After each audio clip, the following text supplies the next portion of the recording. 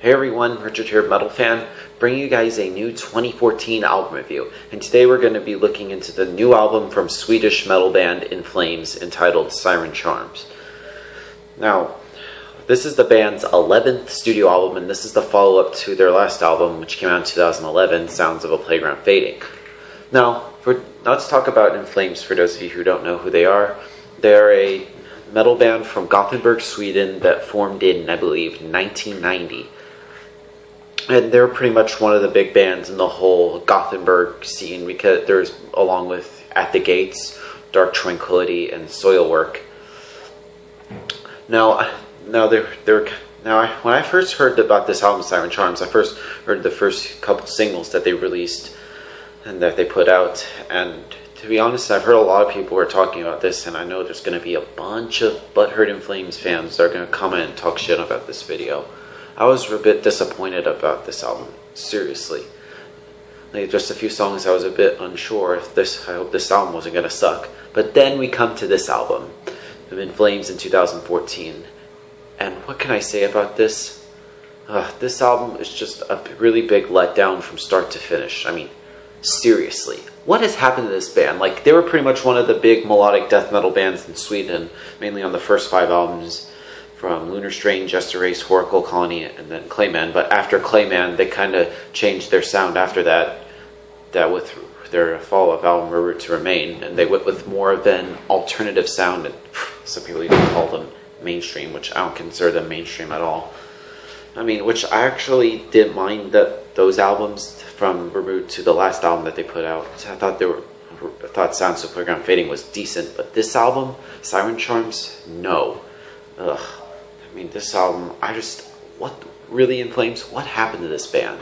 Seriously, I mean, I can understand bands wanting to try to do new things and try to branch out musically, but this does not work out for In Flames at all. But anyway, I will say this, there are some positives. I'm not going to bitch about this whole album, because there are some good things I will say. I feel like the production on this album is okay. I mean, it's not their best production, but it's pretty okay. And the guitars, I have to say, like, they're good, but most of the time it just feels very bland and just very boring and mediocre. Seriously. I mean, Anders' vocals on this album, they sound okay. I mean, there's some parts where I feel like he should scream, or feels like there are some parts where he should just do clean singing, but it's just okay. And just the songwriting just seems very simplistic, mediocre, and just oh my god. But yeah, but more importantly, let's talk about the tracks. There are 11 tracks on this album. Let's talk about the album's opener, In Plain View. And surprisingly, I can't believe I'm saying this, I thought this was a pretty good song. In fact, this song is one of the better songs off this album. But I think after this song, it feels like it kind of goes boring, okay, da da da. But then we get to the next song, Everything's Gone. It's just very boring, just very, I don't even know what to say. It's just a very boring song. Then we get to Paralyzed, which is kind of okay. But then we get to the next song, is called Through Oblivion, which is, I think, the second single released off this album. It's total garbage, just very boring, mediocre, generic, black. With the Eyes Wide Open, just garbage. Then we get to the title track of the album, Siren Charms. Just seems very simplistic. I just didn't care for that song a lot. Then we get to the next song, When the World Explodes, which is the first time I think In Flames had a guest vocalist, which I can't remember the chick. It's a girl that sings on this song. But to be honest, this song feels like it's a bit out of place on this album. I feel like it shouldn't have been on this album, to be honest. Then we get to Rusted Nail. Now this song is the first single released off this album, and pretty much the first bit of the things to hear from this new album. And this album is just a big snooze fest. I pretty much fell asleep during this song. That's just how bad it is. Then we get to the next song, Dead Eyes, which is actually, to be quite honest, it's actually not a bad song, I'm not going to lie. I thought it was pretty good.